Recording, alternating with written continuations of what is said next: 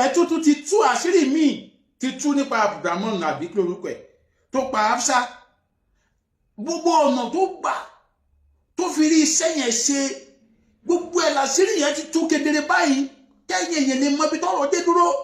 ẹ sáré wo fídíò bàbá yìí.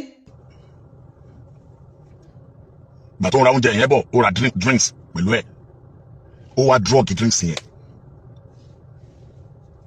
ó drug drinks yẹn ó drug ẹ̀ nígbà tí Hafsa ti jẹun yẹn tán ó jẹ́wọ́ bẹ́ẹ̀ fáwọn àwọn agbófinró torí pé ní ọjọ́ Sunday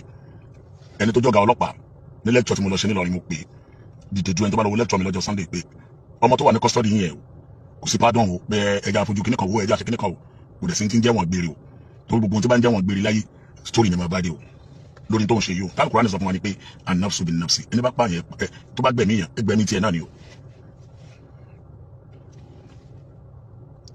ó wá drugs ó fóògùn ògùn ó drug drink tọmọ yẹn máa mú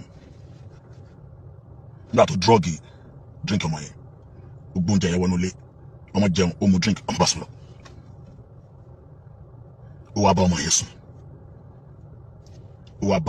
bá sùn títí tí